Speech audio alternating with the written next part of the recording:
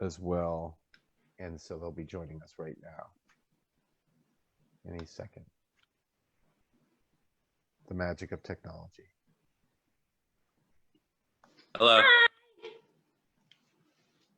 Hello. Hello, How are hello. Everyone's here. Nice. How are you guys? Good. Good. How are you? I'm for having good. us. Thanks for asking. So I'm super excited to have you guys here. I really, really love the dark end of the street. So that's everyone. That's what this is. This is the Q&A for the dark end of the street. I should have said that first. When I read the description for the film, I read the description, so I didn't read if it was like the genre. I just read the description. I thought it was going to be like a horror comedy because when I heard, I was like, oh, killing pets, that's the punchline. That's hilarious.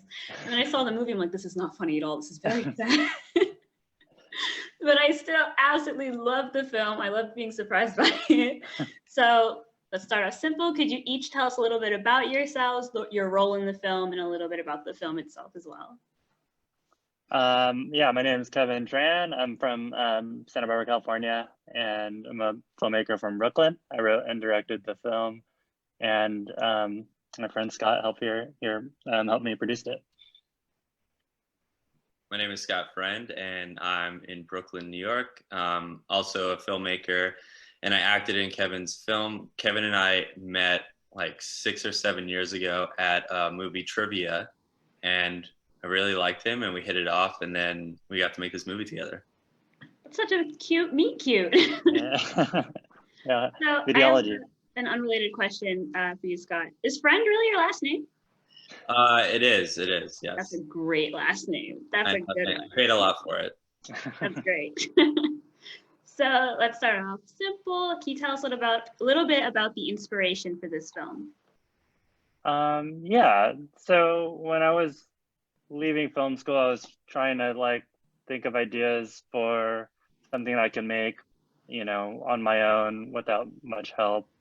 And I kind of just had I was living in New York at the time, and then I think I just had a lot of memories and ideas about like the suburbs, which is where I grew up in California. And so a lot of that has to do with like skateboarding and like listening to punk music and just kind of like walking around the suburbs and kind of like wondering like what's going on here, like what's going on in that house, like who lives there. Like it's a weird place where people live super close to each other but don't really know one another. Yeah. And you don't really have much contact. So kind of wanted to write a film set in the suburbs, and this idea of like pet killings and security kind of became a theme. And so that's kind of what's connecting everyone in this neighborhood in this movie. Very nice. So where was the film shot? We shot in New Jersey, Okay. Atlantic Highlands and Red Bank and New Brunswick. Oh, nice. Yeah. So are the actors also local to that area, or were they pulled from everywhere else? All over, mostly from New York. The kids in the film, like the teenagers, they're all from New Brunswick. Oh, nice. We found them through a local skate shop. Really? And yeah, and then a lot of the actors, Scott could talk more about them. He was kind of the reason why we have such a great cast. Everyone was based most of the actors were based out of New York, and Sebastian Slater and Chelsea Slater are other producers, and Sebastian is also the DP. They live in Atlantic Highlands and have C Street passes, which is the ferry, which we utilize a lot because it's only like 45 minutes from the city. And so all the actors from New York just got on the ferry each day and went to New Jersey for the day. Yeah. Wow. Yeah. So tell me a little bit about how you guys found the kids. Were you just like the two creepy adults in the back of the skate shop? Oh, man. How did that happen? I think, I knew that the skateboarding element was like a huge, like important part. Like we didn't want to find actors that like could kind of skateboard. Yeah. So That makes sense. that was important. So yeah, we kind of DM'd people like skate shops in New York and New Jersey, and luckily me and Scott both skateboard, and so Scott has a lot of connects in New Jersey where he's from, and the skate shop in New Jersey was like, hey, we know these kids, they seem great, I went out to New Brunswick and skated with them and told them a little bit about the movie, and they were 100% down. Aw. They're also in a band, which is in the movie. I mean, Yeah. I couldn't ask for better kids to work with. That is so cool. Yeah. So more on the actors. There were quite a few pets in this film. Were those pets also actors or just the pets of people who were on the film? It was, yeah, so the pet in the film, so Fran is the first pet that you see. That's our producer and our DP's dog. Okay. And then the white dog that is also in the film is one of the kids' dogs, Luna. Okay. So yeah, And Fran what and about the Luna. bird? Oh, the bird. The bird we got from a local pet shop that we Oh. rented for. I think I probably paid the price for him. It was like $150, but it was just like a loaner. So we just loaned it. We just Oh, like you loaned it for rented the bird? Well, yeah. I mean, I don't know. I didn't feel fully comfortable just releasing it or whatever. No, well, no, not that either. I was thinking Yeah. keep it. Right. I know. It's hard to have a bird in New York. That is true. Yes. That is why I don't have a bird. So the killer is the only character in this film that we don't really get a clear picture of. Can you tell us a little bit about why that is? Well, yeah, I mean, I think a lot of when people think about the movie and what it could be, and they think it's like a horror movie or a thriller mystery. And I kind of wanted to treat the killer as just like another character that you don't, and it's kind of even for me a little bit more unsettling that you see him, but he seems off, but he doesn't seem like a total, killer of a person. Like he could be just anyone. Yeah. And I mean, I think we depict him a little bit, off. But yeah, I just kind of wanted to give him as much time as all the other people and make it seem like not just more grounded than that. Very nice. So this question for both of you: do you have a favorite character in the film? Who and why? Yes. Well, you can't say yourself. Ahead, That's not an option. Definitely not me. Okay. My favorite character is Ian, who's played by Anthony Chisholm, who he unfortunately passed away a week and a half ago. Oh, I'm so sorry to hear that. But he is very magnetic and charming, and was a real joy to be around for the one day that we had him. We shot all of his scenes out in one day. Oh, wow. But I think he brings a lot of magic to his role, and I really enjoy watching him. He just had a million stories and fought in the Vietnam War. He was like a spokesperson for Salem cigarettes. He just had a full career in the arts, and just was incredible. Oh, wow. To Chiz. My favorite character is Scott's character. I mean, he's kind of like well, a lot of what the movie was about for me is this dichotomy between the suburbs and the city. And his character is this person who is kind of begrudgingly living in the suburbs. And I think about the suburbs a lot in this way of kind of the return to it, of one day just settling down and going there, and what it kind of means for you as an adult, so yeah, I think about his character a lot just as I get older and all that. So do either of you currently live in the suburbs, or are you both living in cities? I'm currently in Long Island, but we both live in Brooklyn. Okay, so you both live in Brooklyn. Yeah. Will you guys be moving to the suburbs at any point in the future? Never say never. I could foresee it. I could foresee it. Yeah? So, yeah. Okay, all right. Yeah. So I remember think this it's nice. conversation. So lighting also played a major role in this film, making what we normally see of the suburbs in TV and films is very sunny, everything's safe, everything's happy, overly jolly, think the bright houses. So, but in the lighting in this film, especially at night, it was taking the normally sunny and safe streets of suburbia, making it look dark and full of shadows, full of places where someone could potentially hide. And even during the day, there were a few scenes where it was rather cloudy. Could you let us in on some of the lighting choices made for the film? Well, the lighting choices was like very practical in that I gave our DP like 1 or 2 lights because that's all we could afford. But he did, like, we used them all, and I mean, the look of the film is like, you know, all Sebastian Slater. He's the reason why it looks as good as it does. And we put a lot of like time and energy into like thinking about the best way to, you know, capture scenes and to shoot it with the limited resources that we have. So that's kind of the main reason. But also it's just like, it's called The Dark End of the Street and it's set at night. And so I wanted everything to be dark in general. So I think that was like another reason. Well, it definitely came out really well. Everything looked really good. It looked, you know, high quality, like you had a bajillion lights. Oh, well, that's great because we had very little money and very little lights. Yeah, it doesn't show at all. So I think once I realized that it wasn't a comedy, I think that having a killing spree of pets instead of what would, you know, normally would be a killing spree of humans, it was really perfect for this story. It creates this sense of fear in all the neighbors because losing a pet is just as sad as losing a human loved one. But from a legal standpoint, those two things are not equal at all. If someone was going around the neighborhood killing children, there'd be SWAT all over the place. It's pets, the police just kind of come, shrug, and then go, not really helping or providing anyone with any sense of safety at all. They're just like, we'll figure it out, and then bye for the rest of the movie. So why did you make this choice to have the killing spree of pets?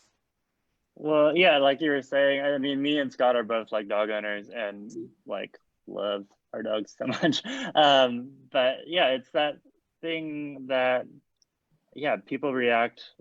There's this amazing documentary called like Don't Fuck with Cats on Netflix. And it's about, you know, how people are probably more angry with like the loss of the innocence of like, because, you know, humans could be jerks, but like, animals are pure and they're innocent, and if you know, hurt one, then like it's just like a totally different emotional feeling, which is, you know, very warranted.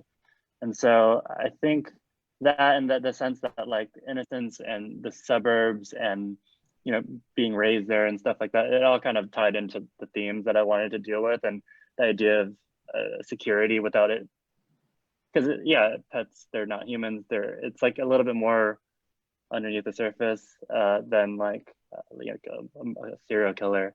So yeah, it was like a good play. And you know, this sadly, like, this is a real thing. There's been, you know, many news articles you could read about this happening in suburban neighborhoods with cats and other animals. So it is a real thing. But yeah, I thought it was like a good jumping off point to tie like the characters and the type of characters in the story together. Wow, that's great. I love it. I found myself thinking the whole time, if this was something that happened in my neighborhood, I would be that. I'd be a crazy person. I would have my cat underneath my sweater at all times to keep him safe. Make sure nothing happens to him. I know, yeah, and people react really differently to it I think in life, because some people don't have pets or some people, you know, only have children, but it kind of all ties together with this idea of security. And you move, I think, to the suburbs to raise kids in an environment where it should be safe. And like, what happens when all this stuff gets threatened by, you know, something that's like in your own backyard that you don't know what it is or who it is. And I felt the young Korean American family brought that up really well, whereas like my instinct is to be like, oh my God, my cat. They were more concerned with, like, I'm not gonna say they didn't care about the bird, but the bird wasn't the concern. It was, oh, well, this person's likely going to grow up to be a murderer, and we have a young daughter that we have to worry about. Yeah. So they also brought up. Yeah. And you know, people work their entire lives to buy a house, and to have this happen. I think, I think putting myself in that situation, I'd feel the same kind of threat. Yeah. Okay, so Kevin, I can't ask you this next question because it is your movie, but Scott, what factors do you consider when choosing what kind of projects to hop onto? If they want me or not. That's easy. All right. Is I that think you're it? pretty selective, actually. No, no. I mean, obviously, you want to do stuff that you connect to and Mhm. feels personal to you, and that you feel you can bring something more than what's just on the page too. Yeah. I love it. That's a good answer. Absolutely. So, what are you? Oh, wait, actually, no. Sorry, I have another question. I wrote down a list of 40,000 questions, so don't worry, we're gonna use up our time. So, how did you best capture the moments in the film? Did you arrive at? Oh no, I'm sorry. That's totally the wrong question. My bad. What else are you guys working on? What is next for each of you? Scott, do you want to go ahead because you have an exciting one? I just directed my first feature. It's called To the Moon. Wow. We just got into the U.S. in Progress program at the American Film Festival in Poland, and we are hoping to be all wrapped up and locked by January 1st, and we'll see what happens with that. Oh, It's wow. really good. I've seen it. Congratulations. It's a fantastic film. That's awesome. And what about you, Kevin? What do you have coming up? I'm working on another feature-length script. It's about like a Vietnamese family in Little Saigon that becomes haunted by ghosts. Oh, wow. Dead relatives from when they left Vietnam.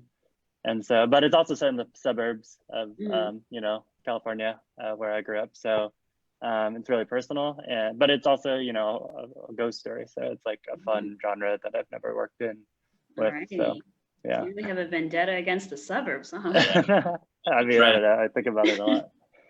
So we have an audience question for you guys. So this one's from Josh. He says, as your first feature, can you talk a bit about the process of putting this together and getting a team around you to bring it to life? Yeah. I mean, I wrote the film like right after film school, and Scott was one of the first people I showed it to. And I like really excited and motivated to make it just like the way we did, like nights and weekends, friends, just as much effort as possible.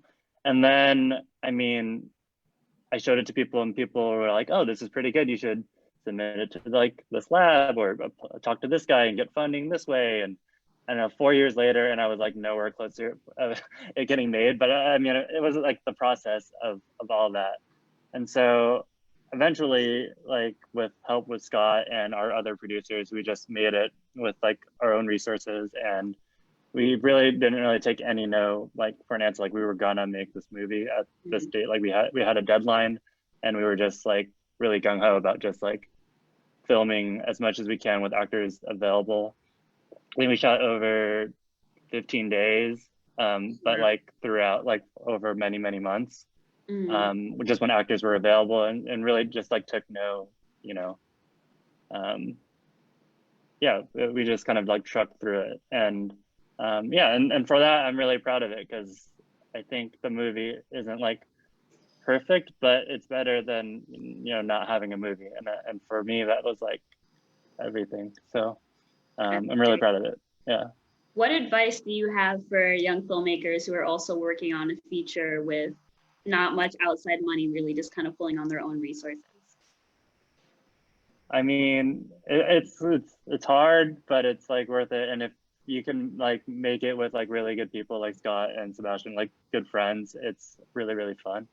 And for that, it's like all worth it, like you're creating and you're finding like creative solutions to really difficult problems. And it's expensive, but it's like, yeah, I mean, in the sense that like you walk away with the movie and you get to show it at the Bushwick Film Festival, it's like a real big honor, and you learn a lot, and you will get better at filmmaking. So awesome. We are coming at the end of our time, so before I let you guys go, we all need to know, how do we keep up with you? What are your social medias, your website? How do we find, keep up to date with these new films that you guys are going to have coming out at some point? Scott, you want to go? I mean, I'm not really active on social media, but hopefully my movie will be in the public eye in the next year and a half or so. Alrighty. So stalk his IMDb page, everyone. Yeah. Yeah, Scott Friend. Easy. It's Yeah. an easy name to remember. Yeah. Exactly. You can follow me on Kevin Tran. It's like my Instagram and Twitter, but there's a lot of Kevin Trans. So good luck. Dark End Film is where you can find like more info about the so darkendfilm.com. Alrighty. So since there are a lot of Kevin Trans, what is your at? Oh, I think for Twitter it's at Kevin without the I Tran. Okay, at Kevin And with then- I Tran. And then it's just at Kevin Tran for Instagram.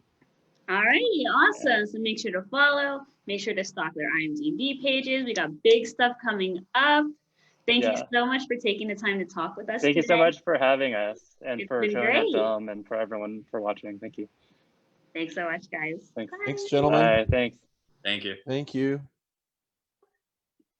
Thank you.